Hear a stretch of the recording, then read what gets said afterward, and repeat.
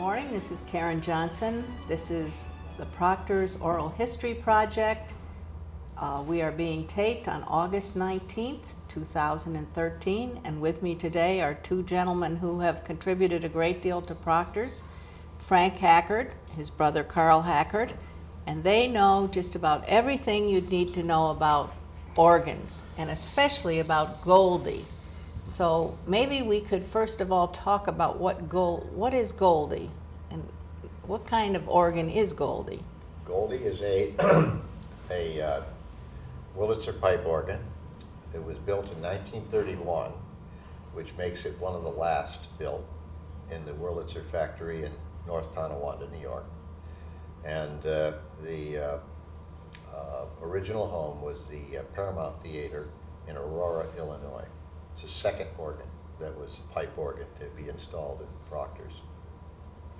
The original theater organ was installed in 1926 by Wurlitzer. Mm-hmm. It was significantly smaller than Goldie, though it was a three-manual console. But it was a dark wood console, and it was not as ornate as Goldie. And that organ was removed after being sold in 1957. So Proctors went, from 57 to 1983 with no organ. The interesting thing about Goldie is that because it's a late production organ, it was actually built after the advent of talkie movies. And of course, silent theater organs were built specifically as musical accompaniment for silent films. And so when the silent films went away after 1927, gradually, the purpose of the theater organ was diminished. So that makes Goldie unique because it was built after silent movies had ended, as was a handful of others like Radio City Music Hall. Yeah, or the Plaza Theater, which was put in 1934. This second to last organ Wurlitzer put in was in the old Plaza Theater up the street. But when Robert Hope Jones invented the theater organ, they actually were called the Unit Orchestra. If you look at the plaque that's on Goldie, it says Robert Hope Jones Unit Orchestra, patents. And the reason why Wurlitzer was approached Robert Hope Jones is he was a telephone inventor from England who had a pipe organ background as well. And Wurlitzer was making band organs and orchestrions, Nickelodeons, so they were well suited to use pneumatic and electro-pneumatic actions that were being developed at the turn of the century. So he came over and started producing the first theater organs in 1911, and his idea was, let's make the organ shaped like an orchestra. So it's horseshoe shaped. The organist basically is the conductor, which saves you a significant amount of money when you're... Now you play the organ, so Yes. what are all the instruments that you can play on it? Well, it's typical, all the stop names are color-coded. First of all, it tells you the reeds are red, so clarinet, trumpet, post horn. Then there's white stops that are called flutes, and some of the strings are yellow or green. I'm colorblind, so I always fight with that. And then there's xylophone, glockenspiel, kettle drum, timpani, snare drum, silent film sound effects like sirens, police horns, auto horns, boat whistles, horses clapping away, bird whistles. So all the kinds of things you would do. There's even a stereo surf in there. So if you do a sea scene, you can have a sound of the ocean going from left to right. Extra stuff that you installed at one point. Well, Or is that original? Most of those movie effects are original to Goldie, which is, again, unusual considering the time that it was built. And and I should say, just as a little background, that in a theater as large as Proctors, in the days before quality amplification, a piano was not capable of filling a room as big as Proctors, especially with 2,000 people in it. And so a piano was used commonly in the smaller movie houses around Schenectady and all the towns and cities in the country.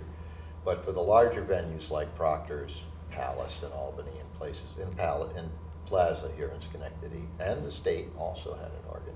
Mm-hmm. They had organs, because a theater organ is much different than a church organ in its construction, that it operates at 5 times the wind pressure typically, which makes it very loud.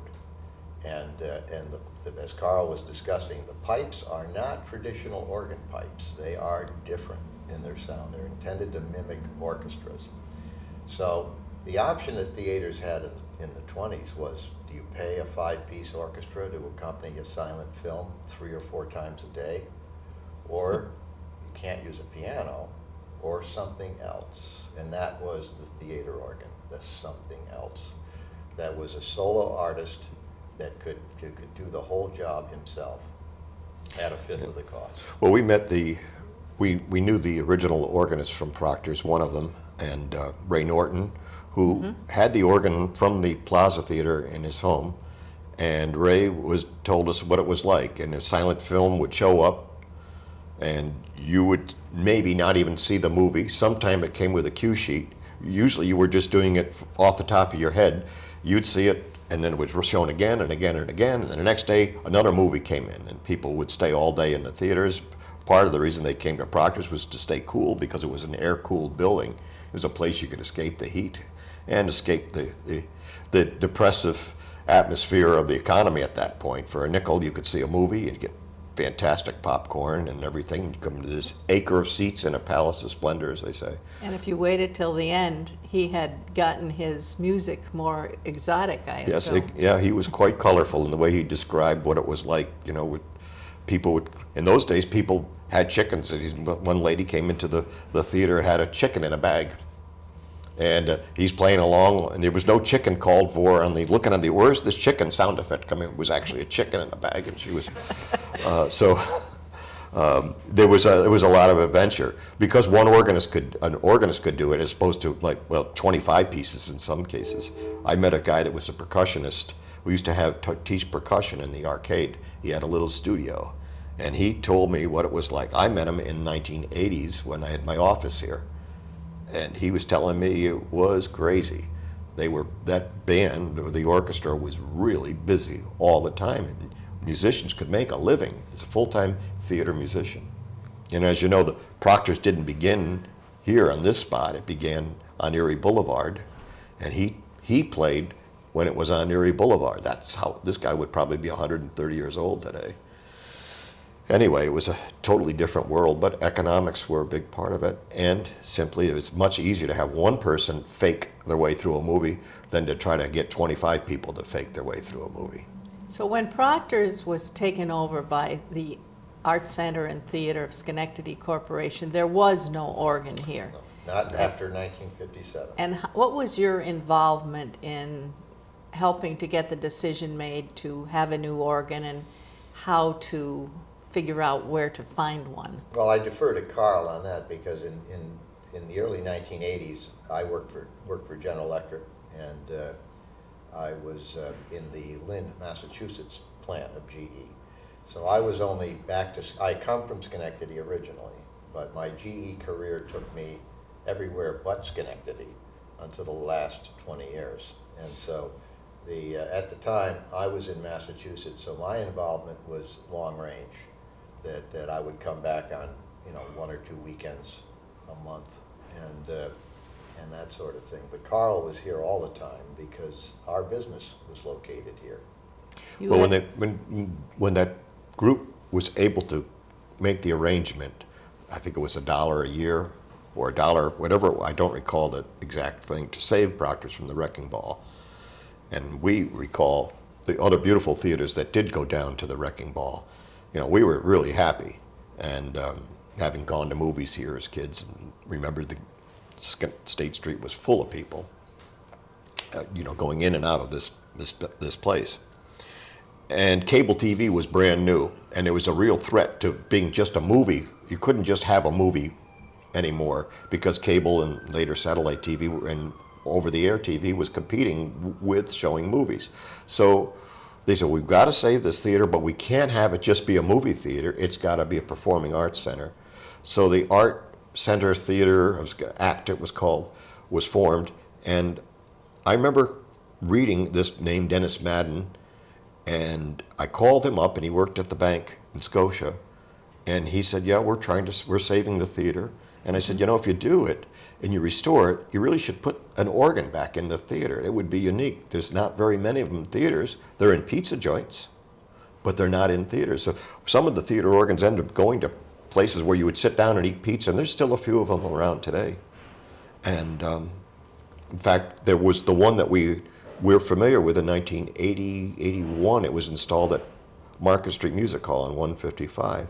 That organ actually started in Schenectady, went to Plattsburgh, went to Atlanta, then to the pizza joint, and parts of that organ are over at the Palace Theater today. It never was reinstalled there. It was vandalized. Anyway, that organ was called Winifred, owned by the Weber family, and it really helped get an interest in the theater organ. So at the same time Proctors was being redone and reinvigorated, there was a group of enthusiastic people that would go over to Market Street Music Hall and eat pizza and listen to theater organ, and all with black light, and it's still quite entertaining, I think. So I was involved actually in the Allen organ business, and my office was located in the arcade here, where we still have Van Curler's and a few other stores, which was a whole nother story about why F.F. Proctor built an arcade, an indoor shopping mall.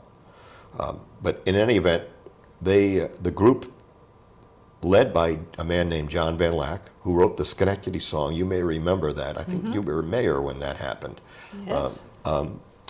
John Van Lack, Dr. Sandy Murdoch, Dr. Alan Plunkett, both of our GE, Harold Russell, John Wiesner, who did a lot of the wiring, Len Carlson, a local pipe organ builder, Paul Mahoney from Mahoney's Hardware, Bob Fearing, Gus Pratt, who was a Perkin-Elmer, who had been involved with a theater organ installation in a home up in Salem and down in Peekskill.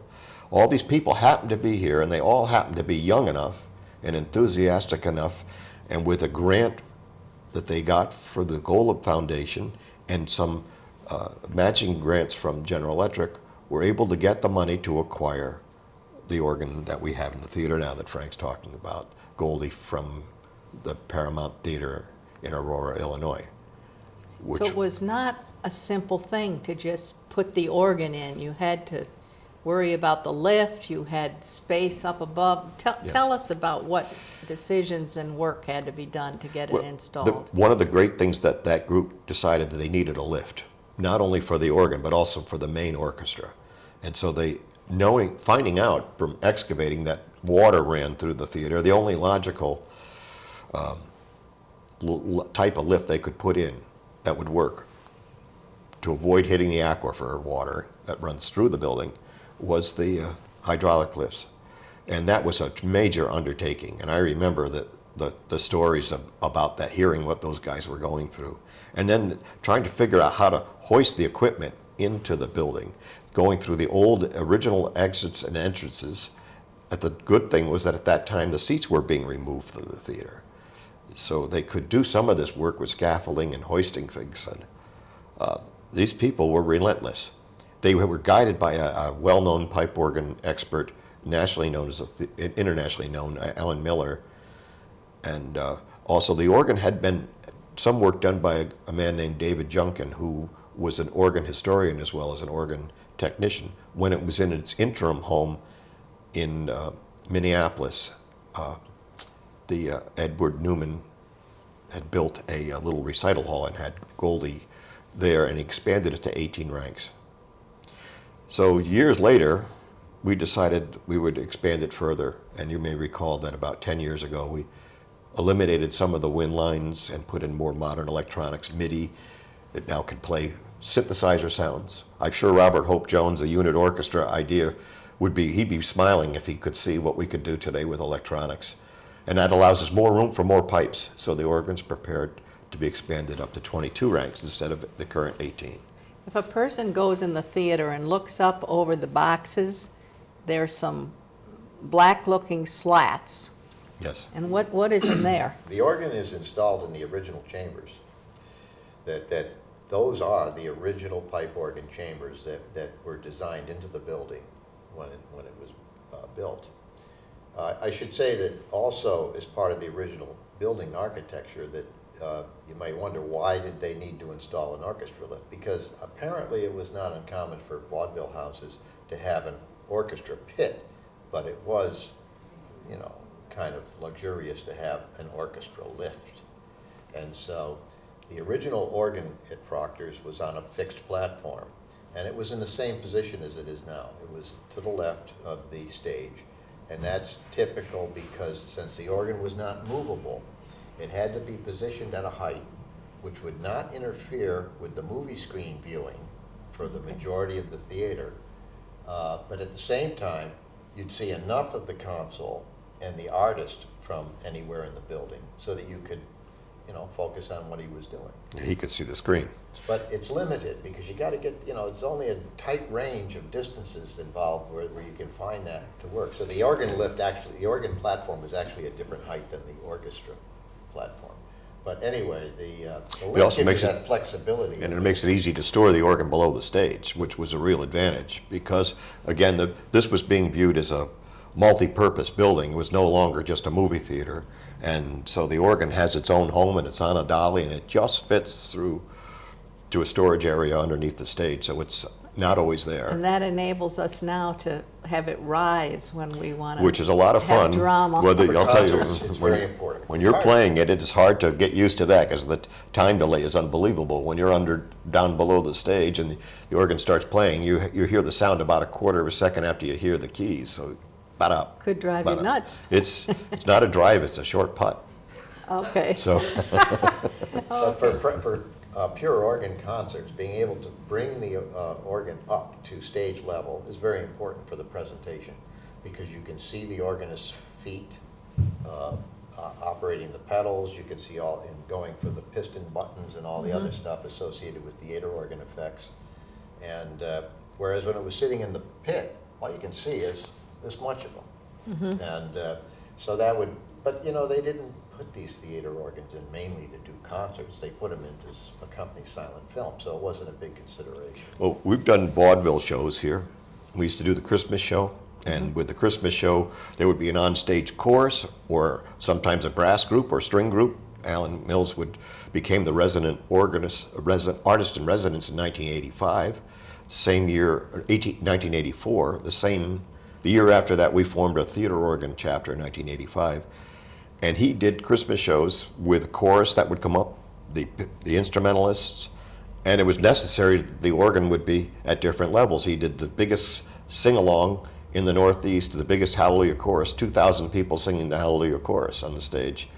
We had dancers. It was like the Radio City Music Hall. And if you've been to Radio City, the organs there come out of the side openings, because they couldn't put a pit in. But the orchestra pit there will actually move and change angles, and the orchestra can actually go from front to back under the stage. So Proctor's, it's just up and down. It's up and down, but it's... So Alan Mills came here as the artist in residence, who was an exceptional organist from our region. And that Virtuoso. was- And how often were there concerts? What do you remember He did. about him? Original plan was 4 concerts a year, but the Christmas show got so popular because it involved, you know, hundreds of local performers, dancers, singers, choirs, and so on. Kids they wrote original music. Maria Bryce wrote quite a few original things. That we actually had performances, and I remember we would do two Saturday mornings. Then we had to add we did one Sunday. We had to add a Saturday evening. Saturday morning, Saturday afternoon. We had to add a Saturday evening and a Sunday afternoon. Then one year we had to add a Sunday evening because we had sold all the tickets for it. It was that successful. And then he did a Halloween show, vaudeville shows. He did an Easter show, which was gorgeous. That didn't sell as well because it's kind of too religious, but nonetheless, it was a great production. And then he would do the tours, and then he made several recordings on the organ, LP and cassettes that are, I have both the LPs. I don't know if I have any of the cassettes. And he was a guy that was recognized internationally as a theater organist in 1964 when he had to substitute for George Wright at the last second. And Dennis James, who dedicated the Proctor's organ, it'll be 30 years next year that the organ was dedicated, he recognized Alan Mills as a crossover artist who could play, was very equally at home at classical music as he was with popular music. So he said if he challenged the Proctors management at the time, right from the stage, no prompting from anybody, that they should create an artist in residence, and that should be Alan Mills. So 2014 is going to be a busy year in the organ world. Now, we've had a relationship with the historic, I'm not sure the name of it, the Theater. Organ Historical Society, OHS. And the there are theater quite a few historical- people involved in There's that. a theater group too that was here. Right. Yes, there are. The OHS is not exclusively theater organ.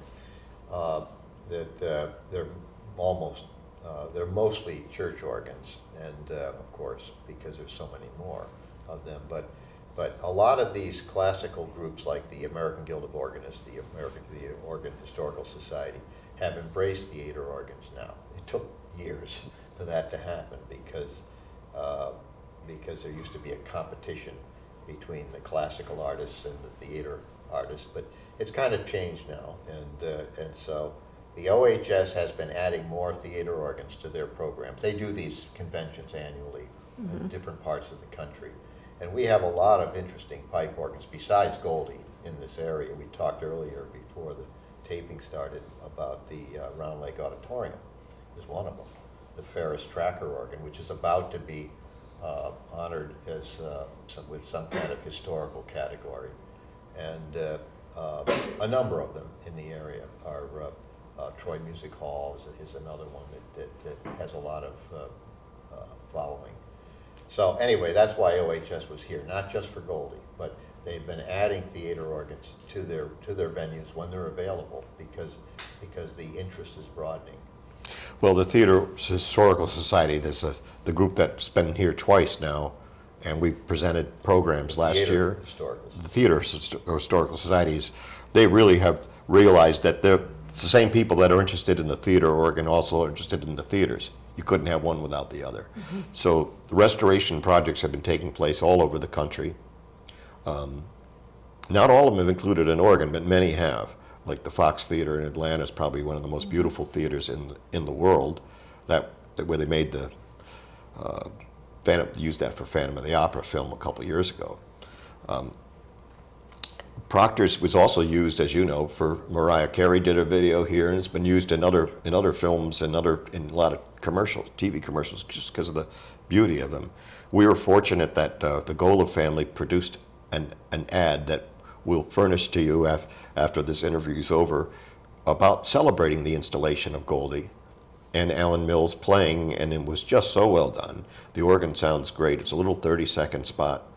And, I remember that actually because Channel 6 produced it. I don't know whether I was mayor, but I remember coming on stage and one of the stagehands said to me, "Whatever you do, don't look at the lights." Well, I had to present a resolution to the Golub family thanking them for the donation that was involved in the theater. Yes. And you get out there, and when the show's on, it's just like a blaze of white light. You couldn't see anything. Still I'm that way. like saying, "We're so pleased with the Golub family, and please stand up." And I had no idea where they were. You can't see them. It's still that way today. Today, you asked about programming, what we're doing with it. We do noontime programs that are free from September Now, till who June. is we in that Our case? American Theater Organ Society chapter that we formed around this organ with all volunteers. It was about 60 to 70 members currently. And we take care of the organ and present the organ and do educational programs at our monthly meetings. So we have monthly meeting, and then we have maintenance during the course of the year and during the off times. And we present free noontime programs. We also provide organ music before certain movies during the course of the year, sometimes the matinee or the from 7 to 7:30 before the evening movie. And then silent films Avery Tunningley has presented a few silent films here. Last year we had Dennis James returned, and he did, what was the Faust movie, which was sensational. And that was a regular Proctors program. And we're hoping next year, we're working on something that I can't really discuss with management for the 30th Very anniversary. exciting. Well, Proctors is very lucky to have this organ. It's really been part of its fabric since the new corporation formed. And, you know, I know you install the organ and then the roof leaks on it and then you fix it, and it's been quite a... That's not an uncommon occurrence. It seems like the way these theaters were designed, that the first place the roof leaks is over the organ chambers. Yeah. And the same year that we had our incident, we actually had 2 incidents here, but the same year that we had those occur, they had similar damage take place at the former Long Island Paramount Theater, which is now part of the Brooklyn University system. They're just recovering now from that damage. And Rochester had it too. Rochester auditorium organ, which was from a theater in Rochester. It's now installed in a hall in Rochester, but they had water damage. And there was at least 3 others that all happened that year. It wasn't an unusual year weather-wise. It was, seemed to be what a night that was. We were tuning the organ, and I was up in the chambers. We were just getting done tuning the organ for a program. The next morning, the organist was going to be arriving for an afternoon performance.